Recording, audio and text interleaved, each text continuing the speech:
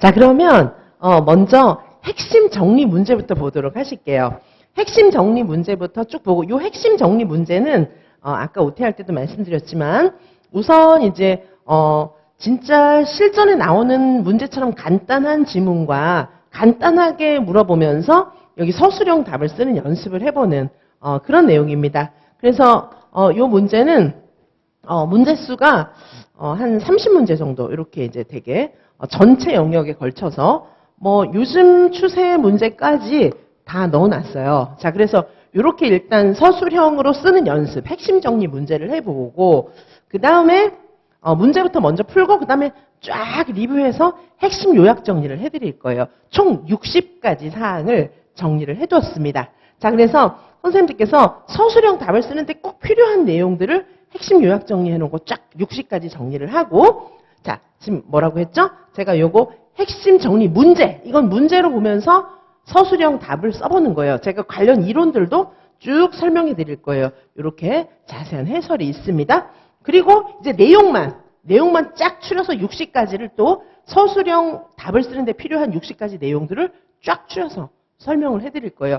그럼 한 90가지 정도 내용 정리가 되겠죠. 자, 그렇게 해서 내용 정리를 쫙 한 다음에 그 다음에는 이제 적중 실전 모의고사입니다. 자, 요거는 정말 적중 실전 모의고사를 또 풀어볼 거예요. 이건 진짜 실전 모의고사, 교육과정 A 형태의 실전 모의고사를 유아교육계론을 모아서 쫙 풀어볼 거예요. 자, 그러니까 문제 암기를 중심으로 해가지고 서술형 암기한 거를 응용해서 서술형해서 쓸 수 있는 내용을 쫙 30문제 쫙 풀어보고요. 근데 이제 그건 해설이 자세하기 때문에 해설과 문제를 같이 공부하는 유아교육개론 전체의 중요한 핵심 문제가 쫙 정리되면서 서술형 답 연습이 되는 거예요. 그리고 서술 사항 또 60가지를 쫙 정리를 하는 거예요. 자, 그럼 한 90가지 정리됐죠? 그 다음에는 적중 핵심 실전 모의고사 요거를 풀어보는 겁니다. 요게 오늘 수업 내용입니다. 자, 그 중에서 먼저 오늘은 지금 뭘 하시냐면 핵심 정리 문제 요거를 보실게요. 요거 30문제, 30가지 사항 보도록 하시겠습니다. 자, 근데 이제 문제도 문제지만은 뭐 올해 시험 문제 나온 것들도 많이 있고 계속해서 이제 시험 문제에 나오는 내용들이 굉장히 많이 있습니다. 자, 선생님들 1번 문제 한번 보도록 하실게요. 자, 아래의 대화에 나타난 교육과정 유형 두 가지를 제시하고 각 교육과정 유형의 장점을 설명하라고 하는 것입니다.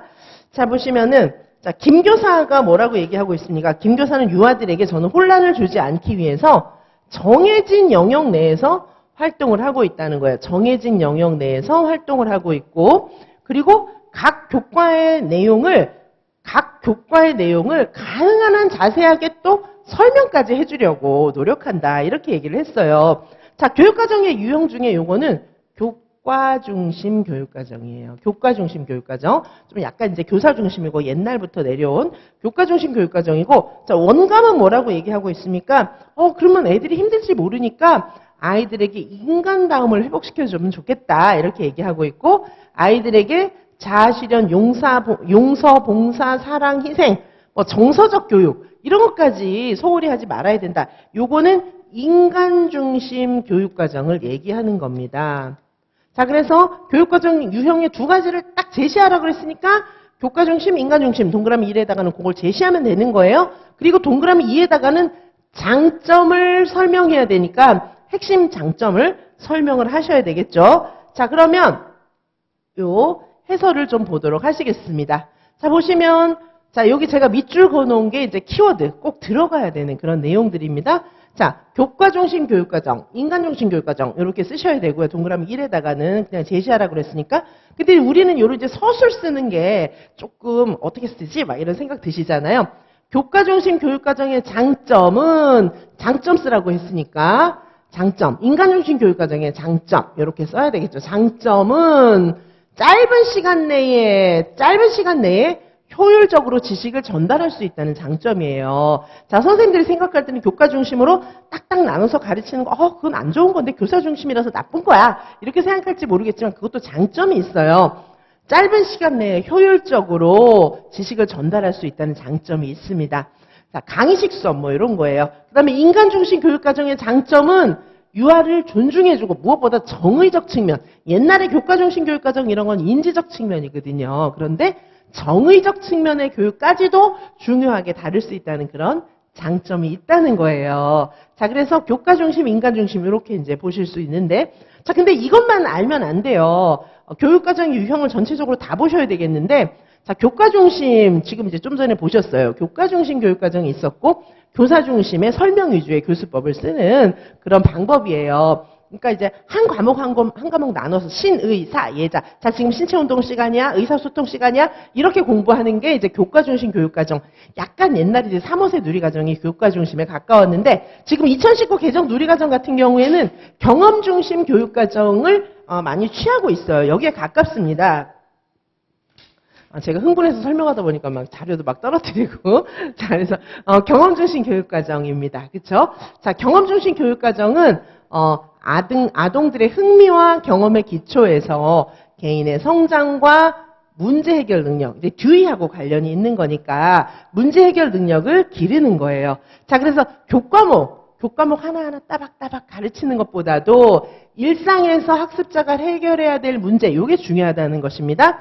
아동 중심, 교사와 학생 간의 상호작용 이런 것들을 중요하게 생각하는 것이고 자 여기서는 요번에 시험 문제에 나온 거 경험 중심 교육과정에서는 잠재적 교육과정까지 중요하게 생각하는 것이다. 이런 내용이 있습니다. 교과 중심 교육과정에서는 교사가 진짜 하나하나 가르쳐주는 거거든요. 근데 경험 중심 교육과정에서는 아이들이 경험하는 거 요걸 중요하게 생각하다 보니까 잠재적 교육과정, 경험하면서 애들이 막 배우는 거예요. 자, 그리고 이제 학문 중심 교육과정은 발견학습, 탐구학습 이런 것들을 통해서 체계적인 지식과 탐구 능력을 기르는 것이 학문 중심 교육과정이거든요. 자, 교육의 내용에는 지식의 구조, 지식의 기본 개념, 기본적인 아이디어, 핵심 개념 이런 것들을 체계적으로 막 수학, 과학 이런 것들을 순서적으로 애들이 스스로 탐구하면서 깊이 있게 깨달아가는 그런 거예요. 이제 교수 방법으로는 발견학습, 탐구학습을 쓰는 건데 경험 중심 교육과정하고는 좀 차이가 있습니다. 자, 그 다음에 오늘 시험에 낸 것이 인간 중심 교육과정이에요. 자, 여기서는 아이들이 인간성, 자아실현, 뭐 이런 정의, 공감 이런 것들을 배우게 하는 거기 때문에 지금 2019 개정 누리과정은 경험 중심 교육과정 플러스 여기 인간 중심 교육과정 이런 것들이 좀 합쳐져 있는 교육과정이다. 자, 그래서 경험 중심, 인간 중심 여기서 얘기하는 것들을 우리는 좀 잘 기억해 둬야 될 필요가 있다는 거죠. 자, 교육과정 유형 비교도 있습니다. 자, 이제까지 이제 교육과정이 이렇게 쭉 바뀌어져 내려왔죠. 아주 옛날부터 내려온 게 교과 중심, 그 다음에 듀이 중심으로 나타난 것이 경험 중심, 그 다음에 학문 중심은 이제 체계적으로 발견학습, 탐구학습, 구조화된 지식을 가르쳐 주는 거예요. 그 다음에 이제 요즘에 굉장히 많이 강조하고 있는 게 이 인간 중심. 그래서 2019 개정 누리과정에 녹아 있는 거 요 경험 중심과 인간 중심 요 두 가지가 녹아 있어요. 자, 그래서 옛날에 교과 중심, 학문 중심은 또 이제 학문을 또 체계적으로 가르쳐야 할 부분에 있어서는 또 학문 중심도 중요하긴 하지만 지금 이제 우리 유치원 교육과정에 굉장히 많이 녹아 있는 것은 경험 중심, 인간 중심 이 두 가지인데 여기서는 둘 다 실용적으로 아이들이 놀이 속에서 경험을 재구성하고 이런 걸 중요하게 생각하면서도 여기서는 자아실현. 그래서 아이들이 스스로 생각하고 서로 공존하고 함께하고 뭐 상호 텍스트적으로 내가 참여해서 내 가치관을 만들어가고 이런 것들을 다 중요하게 생각하고 있는 거예요. 지금의 교육과정은. 자, 그리고 기타 교육과정이 있는데 그중에서 특별히 잠재적 교육과정, 요거는 경험 중심이나 인간 중심 교육과정에서는 다 중요하게 생각하는 거예요. 자, 잠재적 교육과정이라고 하는 것은 학생이 갖는 경험 중에서 교과서에서 의도한 거하고 관련되지 않는 경험. 자, 요번에 2025 유아유형 시험에도 뭐라고 나왔어요? 선생님이 원래 배워주려고 생각 안 했는데 애가 스스로 놀이하고 경험하면서 스스로 이런 것까지 알게 됐다. 뭐 이런 내용이 나오거든요. 자, 그게 이제 그래서 잠재적 교육과정이 답인 거예요. 자, 잠재적 교육과정하고 반대되는 것은 표면적 교육과정이에요. 표면적 교육과정은 공식화된 교육과정. 그래서 2019 개정 누리과정처럼 이렇게 직접 나와 있는 책으로 문서로 나와 있는 교육과정이 표면적 교육과정입니다. 자, 문서화된 공식 과정. 아니 2019 개정 누리과정은 아이들이 은연중에 아는 거 다 강조하고 있는데 그게 왜 표면적 교육과정이지? 이렇게 생각하실 수 있는데 59개 내용 딱 있잖아요. 국가교육과정이잖아요. 그리고 해설서 책이 딱 있잖아요. 그런 건 표면적 교육과정이고요. 그냥 은연중에 애들이 막 배우는 거 59개 내용도 없고 책도 안 나와 있어요. 그런데 애들이 은연중에 배우는 거 요거는 좋은 것도 있지만 나쁜 것도 막 있거든요. 자, 좀 부정적인 거 친구들하고 경쟁에서 이겨야지 막 이런 거 우리가 가르치진 않잖아요. 근데 이제 그런 것도 은연중에 배우게 되잖아요. 그런 게 이제 잠재적 교육과정이에요. 자, 무의도적으로 은연중에 학습하는 거. 자, 바람직하지 못한 내용도 포함돼요. 물론 이제 바람직한 내용도 들어가 있을 수는 있어요. 교육과정에서 의도한 건 아닌데 애들이 은연중에 배우게 되는 거. 자, 요런 내용이 잠재적 교육과정입니다. 자, 교육과정의 종류 쭉 말씀드렸고요. 자, 1번 문제에서는 근데 김 교사가 이야기한 것은 교과중심 교육과정. 그 다음에 원감이 이야기한 것은 인간중심 교육과정이었습니다. 전체적으로 정리를 하고 1번 문제에 나와 있는 교과중심 교육과정, 인간중심 교육과정 이 두 가지도 기억을 해주셔야 되겠습니다. 교과중심의 장점은 짧은 시간 내에 효율적으로 지식을 전달할 수 있다. 그 다음에 인간중심 교육과정의 장점은 유아를 존중하고 정의적인 측면도 배울 수 있다. 이게 중요한 것입니다. 자, 그러면 2번 문제를 또 보도록 하시겠습니다. 자, 2번 문제는 아래에 나타난 두 가지 관찰법의 차이점을 기술하라고 하는 거예요. 그러니까 두 관찰법의 차이점, 어떤 게 다른가, 요거를 이제 설명하라고 하는 것인데, 자, 보시면은, 여기 앞에 나와 있는, 가는 어떤 것입니까? 보고 느끼는 것에 대해서 곰곰이 생각해 봐야 되겠다. 그래서 어떻게 해야 되냐면은, 다 객관적일 수는 없지요. 관찰하고 아이들을 평가하고 이런 거는 객관적이어야 되는데, 객관적일 수 없다고 하네요. 자, 그래서 교사마다 다르게 생각할 수 있다. 어떤 의미 있는 장면인지. 그래서 관찰은 단순히 보는 것이 아니라 주의를 기울여서 온몸으로 보고 듣고 느끼는 주관적인 행위입니다. 이렇게 얘기하고 있어요. 요거는 이제 교사용 교육부 자료집이에요. 교육부 자료집 내용에 이런 내용이 나와 있어요. 관찰에 관해서. 자, 그래서 2019 개정 누리과정에서는 관찰을 중요하게 생각하고 있죠. 그거는 이제 우리 레지오 에밀리아 말라구치가 굉장히 관찰을 중요하게 생각했는데 거기서 얘기하는 관찰은 우리가 이제 뭐 시간 표집이라든지 사건 표집이라든지 이렇게 해가지고 이렇게 객관적으로 탁탁 체크하는 눈에 보이는 대로 객관적으로 체크하는 그런 것만 포함되는 것이 아니라 이거는 이제 뭐냐면 교사가 아이들을 보면서 해석하는 거, 교육적 해석. 자, 이거는요, 주관적인 해석이 맞긴 맞아요. 근데, 얘는 내가 싫어하니까 넌 나쁜 애야. 주관적으로, 자기 마음대로, 막 편파적으로. 얘는 내가 이뻐하니까 넌 굉장히 좋은 애야. 이런 걸 얘기하는 게 아니에요. 이런 걸 얘기하는 게 아니고, 교육적 해석이에요. 교사의 전문성에 따른 교육적 해석. 자, 요거는, 10초 동안에 한 번 했어요. 10초 동안에 두 번 했어요. 이런 거를 넘어서는 교사의 애정과 전문성을 담은 해석을 이야기하는 것입니다. 자, 그래서 우리는 2019 개정 누리과정에서는 굉장히 객관적이고 계량적인 관찰, 그 다음에 이렇게 교사가 주관적이면서도 교육적인 전문성을 다해서 교사는 정말 그냥 숫자에 안 보이는 것까지 사실 볼 수 있잖아요. 자, 그런 것까지 다 포함하는 그런 전문적인 해석, 교육적 해석을 이야기하는 것입니다. 어떤 거 있을까요? 아이들의 놀이 사진을 우리가 찍었어요. 그리고 밑에다가 막 기록을 써놨어요. 그리고 그런 여러 가지의 유아에 대한 관찰 기록을 다 모아놓고 교사가 막 교육적으로 고민하는 거예요. 얘가 왜 자꾸 동그라미를 그렸을까?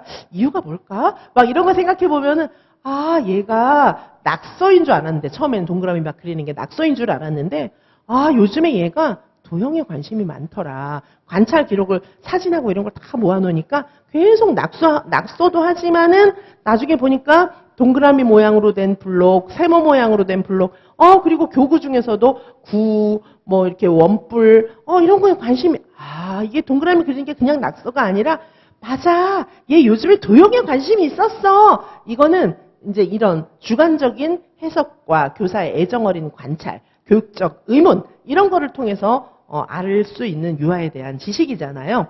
자, 이런 것도 필요하다는 거예요. 이거는 이제 주관적인 교육적 해석입니다. 자, 그 다음에 이 밑에 있는 거는 어떤 거예요? 유아의 공격적 행동을 관찰하려고 미리 계획을 세운 다음에 1분 관찰한 다음에 30초 기록했어요. 이거는 뭡니까? 이건 시간 표집이죠. 시간 기준이 나와 있잖아요. 그래서 지금 여기 교육적 해석을 하는 주관적인 평가하고 완전히 객관적인 시간 표집의 차이점, 그거를 이제 기술하면 답이 되겠습니다. 자, 그럼 해설을 한번 좀 보실까요? 자, 일단 답을 좀 보시면은, 자, 여기 양적인 측정에 기반한 객관적인 관찰과, 그건 나. 그쵸? 1분 관찰한 다음에 30초 기록하는, 자, 객관적인 관찰과, 자, 그 다음에 이제 아까 가에 있었던 거, 교사의 놀이를, 유아의 놀이를 교사의 주관에 따라서 기술하는 질적인 관찰, 교육적인 해석, 질적인 관찰, 양적인 측정하고 질적인 관찰에 대해서 대조해 놓고 있는 것입니다. 물론 이거는 열린 답이기 때문에 주관식으로 답을 쓰는 건데 전체적인 내용만 맞으면 기술하실 수 있는 거예요. 근데 요거는 이제 대조를 이루어야 합니다. 가에 있는 것은 교사의 주관성, 교육적 해석, 질적인 관찰, 그 다음에 나에 있는 것은 객관성, 객관적인, 양적인 관찰, 뭐 요런 게 이제 필요한 것입니다. 자, 요런 답이 이제 들어가야 하는 거예요. 자, 그래서 시간 표집이라고 하는 것은 어떤 거였습니까? 시간 표집이라고 하는 것은 계속해서 시간 간격에 맞추어서 여러 차례 반복해서 관찰하는 거기 때문에 자꾸자꾸 나타나는 행동에 요거는 이제 적합한 관찰 방법이에요. 뭐 하루 동안 지내도 한 번도 안 하는 행동 이런 거를 관찰하는 게 아니고 좀 자주 나타나는 행동인데 아이들마다 좀 차이가 있을 때 얘는 어떤 행동일까? 얘는 어떤 행동일까? 이런 거를 이제 알아보는 그런 내용이 되겠습니다. 자, 시간표지법. 자, 시간표지법은 실시하는 기준이 시간이 되는 거예요. 그래서 시간 기준이 나와 있으면 사실상 시간표집이라고 볼 수가 있습니다. 자, 여기 시간표집법의 절차가 있죠. 시간표집법의 절차는 관찰하려는 행동에 대해서 조작적 정의, 구체적으로 굉장히 관찰 가능한 형태로 정의를 딱 하는 거예요. 자, 그리고 관찰 시간 간격을 정하는 것입니다. 30초 관찰하고 10초 기록 이런 식으로. 자, 그 다음에 관찰 시간 간격이 확정되고 나면은 관찰 횟수와 총 시간 수, 1시간 동안 관찰해야지, 30분 동안 관찰해야지 이런 거를 이제 정할 수 있고요. 자, 그 다음에 이제 어떤 방법으로 기록할 것인지, 이거를 뭐, 이렇게 발을 정자를 쓸 것인지, 하나, 둘, 셋, 넷, 다섯, 요렇게 쓸 것인지, 요걸 좀 정해가지고, 관찰을 하고, 그 다음에 이제 해석을 할 수가 있겠죠. 자, 장단점. 자, 요런 시간표지법의 장단점 보시면은, 시간의 한계가 분명하고, 행동 정의가 분명하기 때문에 요거는 신뢰도와 객관도가 높아요. 누가 생각해도, 누가 봤을 때도 애를 꼬집는다. 얘는 꼬집는 친구를 공격하는구나. 한번 이렇게 알 수 있잖아요. 자, 그런데 이제 이거는 뭐냐면 속으로 생각하는 거 이런 거는 또 안 되는 거예요. 그런 거는 좀 알 수가 없어요. 자, 짧은 시간 동안에 요거 관찰을 잘 할 수 있다. 뭐 이런 효율성도 있는데 대신에 이제 단점은 뭐냐면 자주 발생하는 행동에만 국한되고 그리고 얘가 왜 이런 행동을 했는지 그 원인 같은 거 이런 건 알 수 없다는 그런 단점이 있습니다. 자, 그래서 이 문제는 지금 무엇을 묻고 있습니까? 주관적인 관찰, 질적인 측정과 질적인 관찰과 그다음에 양적인 측정, 1분 관찰한 다음에 30초 했어, 안 했어, 한 번 했어, 두 번 했어 이런 걸 쓰는 양적인 측정, 요걸 묻고 있는 것입니다. 그래서 이번의 답은 양적인 측정에 기반한 객관적인 관찰 방법, 즉 시간표지법과 그 다음에 유아의 놀이를 교사의 좀 교육적 주관성, 교육적 판단력 이런 거에 따라서 기술하는 질적인 관찰, 양적인 측정, 질적인 관찰 이렇게 나눠볼 수 있다. 이렇게 보실 수가 있겠습니다. 자, 그 다음에 3번 문제 계속 보도록 하시겠습니다. 자, 3번 문제. 3번 문제를 보실까요? 3번은 이제 좀 간단하게 보시고 요거를 좀 구분할 수 있는 그런 내용입니다. 3번 기억의 상황에 적절한 의사소통. 요게 이제 기억의 상황에 적절한 의사소통. 기억은 자녀의 문제, 부모의 문제. 고든의 이론이다. 고든의 부모교육 이론 중에서 자녀의 문제와 부모의 문제가 있는데 요거를 부모의 수용 영역과 관련지어서 설명해라. 이렇게 이제 문제를 주고 있기 때문에 요거 답을 쓸 때는 자녀의 문제일 때는 어떻게 해야 되고 부모의 문제일 때는 어떻게 해야 되나. 이때 부모의 수용 영역은 어떻게 다른가. 요 내용이 다 답에 들어가야지 되겠습니다. 자, 그래서 문제를 읽으실 때 답에 어떤 내용이 들어가야 되는지를 생각을 하셔야 돼요. 자, 그래서 답을 보시면은, 자, 여기, 자녀의 문제, 부모의 문제가 딱 나와 있죠. 자녀의 문제, 부모의 문제가 나와 있어요. 자녀의 문제는 어떻게 하는 게 좋다. 부모의 문제는 어떻게 하는 게 좋다. 이렇게 답이 나와 있고, 그리고 수용 영역, 자녀의 문제와 부모의 문제는 수용 영역 면에서 어떻게 다른가. 자녀의 문제는 부모의 수용 영역 내에 있다. 그리고 부모의 문제는 부모의 수용 영역 밖에 있다. 자, 요거 수용 영역을 꼭 써줘야 돼요. 그리고 자녀의 문제일 때는 반영적 경청, 부모의 문제일 때는 나전달법이 적합하다. 요렇게 답이 들어가야 합니다. 자, 요렇게 자녀의 문제, 부모의 문제를 구분해서 답을 쓰셔야 되고, 문제에서 그렇게 하라고 그랬으니까. 그리고 자녀의 문제와 부모의 문제는 부모의 수용 영역이 어떻게 다른가, 그게 답에 딱 들어가야 돼요. 이렇게. 그리고 그때 어떤 방법으로 자녀와 대화하고 자녀와 어떻게 해야 되는가. 자, 자녀의 문제일 때는 반영적 경청, 부모의 문제일 때는 나전달법이 적당하다. 이렇게 이제 답이 들어가야겠습니다. 자, 그러면 고든의 부모 교육 이론에서 수용성 수준, 고든의 이론 좀 보도록 하시겠습니다. 자, 고든은 일단 부모에게는 수용 수준이 각 부모마다 다르고, 부모에 따라 각 부모들도 그리고 그날 상황에 따라서 자녀의 잘못된 점 이런 것들을 수용해 줄 수 있는 범위는 부모마다도 다르지만은 같은 부모도 상황에 따라서 조금씩 달라진다. 뭐 이렇게 얘기를 하고 있습니다. 자, 그래서 부모의 기분이나 집안 사정, 사회적 분위기 이런 거에 따라서 항상 변화하는 거예요. 예를 들면 부모가 기분이 되게 좋을 때는 자녀가 웬만큼 잘못해도 그래 그럴 수 있지 뭐 이렇게 생각해요. 근데 부모가 엄청 열받고 막 이럴 때 있잖아요. 그럴 때는 애가 조금만 잘못해도 얘는 왜 그럴까 막 이렇게 생각할 수 있잖아요. 그래서 수용 수준은 그리고 부모마다도 다르고 같은 부모도 상황 따라 다르다 이렇게 볼 수가 있겠습니다. 자, 이 수용 영역은 부모마다 다 다르기도 하고 부모 따라서도 다릅니다. 자, 근데 수용 범위 내에 있어요. 수용 범위 내에 있다는 거는 뭐 그럴 수도 있지. 나는 열 안 받는 그런 거예요. 수용 영역 내에 있을 때는 자녀에게 문제가 있다거나 아니면 문제가 없는 영역일 때, 자녀에게 문제가 있다는 건 어떤 거예요? 여기서 문제가 있다는 것은 네가 문제야 뭐 이런 게 아니고 마음 아파요 이런 게 이제 문제가 있다는 거거든요. 자녀가 막 마음 아파하고 있어요. 그럼 부모가 그것 때문에 열받진 않잖아요. 쟤 도와줘야겠다 이렇게 생각하잖아요. 그러니까 수용 영역 범위 내에 있는 거예요. 자녀가 예를 들면은 유치원에서 친구하고 싸워가지고 너무 좋아했던 친구랑 싸워갖고 속상해요. 친구가 내 인형을 뺏어갔어요. 속상하잖아요. 그런 거는 이제 부모의 수용 영역 범위 내에 있는 거예요. 자녀 때문에 열받지는 않잖아요. 자, 그래서 부모가 수용할 수 있는 행동이나 자녀에게 문제가 있음을 나타낼 때 자녀의 문제고요.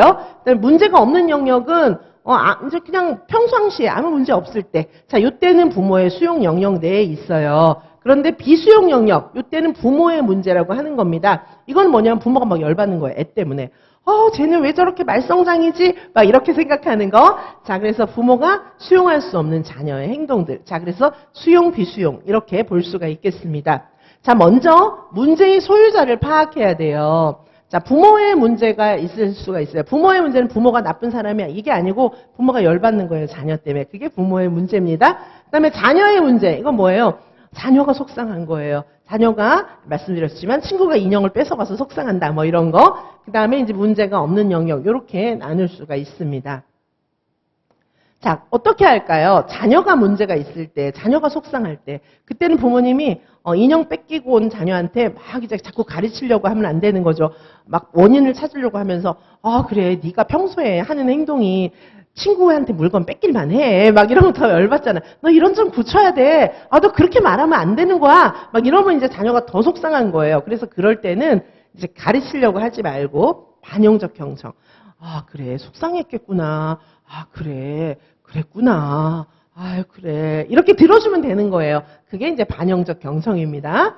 자, 그 다음에 이제 문제가 없는 영역, 뭐, 요런 거는 그냥 있으면 되는 거예요. 자, 그래서 수용 영역. 비수용 영역은 이제 부모의 문제가 있을 때, 이때는 주로 이제 나전달법으로 대화를 할 수가 있겠습니다. 자, 그래서 여기 이제 답을 보시면 자녀의 문제는 부모 수용 영역 내에 있는 문제이고 반영적 경청이 적합하다. 그 다음에 부모의 문제는 부모의 수용 영역 밖에 있는 그런 문제이고 나전달법이 적합하다. 이렇게 보실 수가 있겠습니다. 자, 그 다음에 이제 4번 문제 보도록 하실게요. 스밀란스키의 사회극놀이 척도 5가지 요소 중에서 가상전환의 세 가지, 가상전환 3가지가 있잖아요. 그거를 예를 들어서 설명하셔. 이런 문제입니다. 자, 요새 예를 들어서 설명하라. 이런 문제 많이 나오잖아요. 자, 그래서 먼저 가상전환의 3가지를 먼저 얘기를 해야 되겠죠. 자, 스밀란스키의 그런 사회극놀이 척도 5가지 구성 요소 중에서 가상전환에 해당하는 거 3가지는 사물, 행동, 상황에 대한 가상전환입니다. 자, 그래서 사물, 행동, 상황에 대한 그런 사례를 하나씩 써야 되는 거예요. 예를 써야 되는 겁니다. 자, 그래서 사물, 그다음에 사물에 대한 그 정의도 있고 그다음에 이제 예를 좀 쓰고 이렇게 해야 되겠죠. 그렇죠? 자, 구성 요소 중에서 3가지를 예를 들어 설명하는 건데 사물은 실제 사물을 대신해서 대용 사물을 사용하는 거. 자, 이제 예를 쓰라고 했으니까 뭐 예만 써도 뭐 괜찮아요.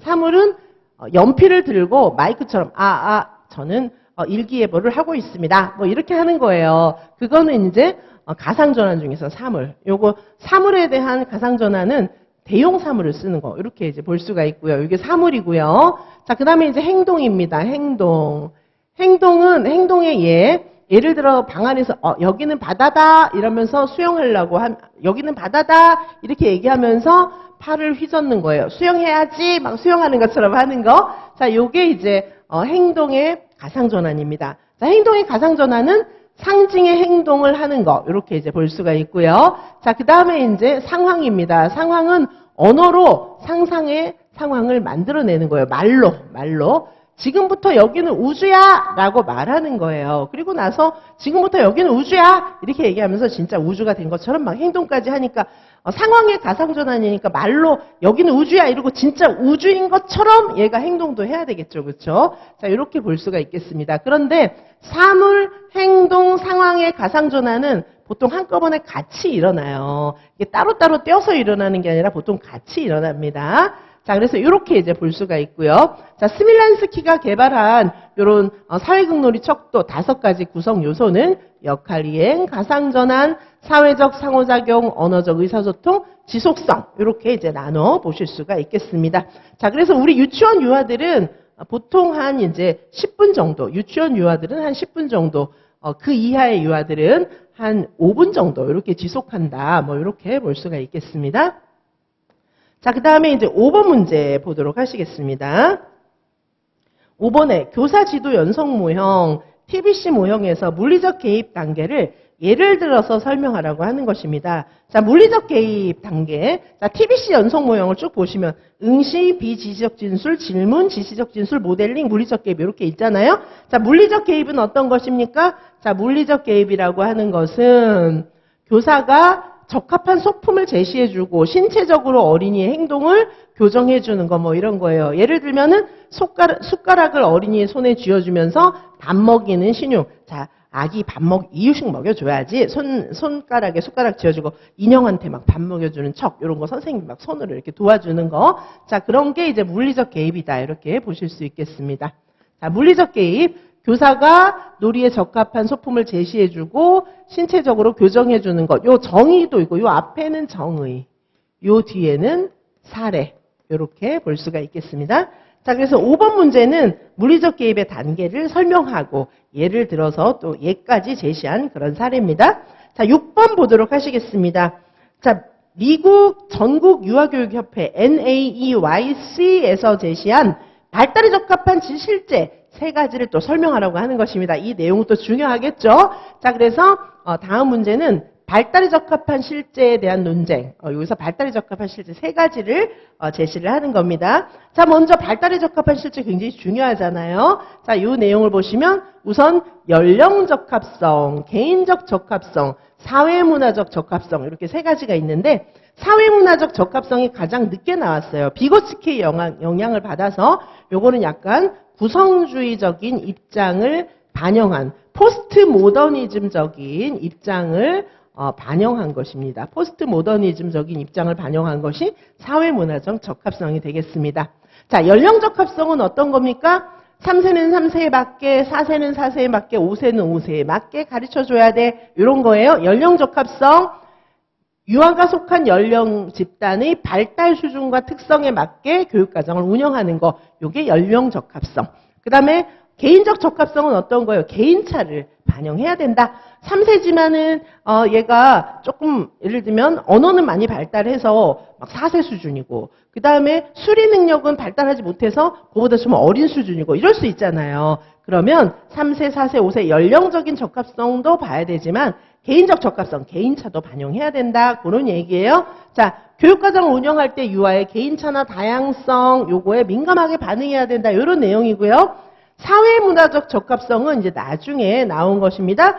개별 유아 그리고 그 가족이 지닌 가치, 신념, 전통, 문화 그래서 다문화 이런 것들을 좀 고려하는 거예요. 자, 이렇게 이제 그 아이와 그 아이의 가족이 속한 문화 이런 것들을 우리가 교육과정에서 존중해줘야 돼. 뭐 이런 게 이제 제일 나중에 추가되었습니다. 다문화를 조금 염두에 둔 그런 내용이라고 보실 수가 있겠죠. 자, 그래서 여기 연령 적합성, 개인적 적합성, 사회문화적 적합성 요거를 좀 정의를 이런 거는 조금 외워가지고 쓰실 정도가 돼야 되겠습니다. 연령 적합성은 연령 집단의 발달 수준과 특성 요게 이제 키워드예요.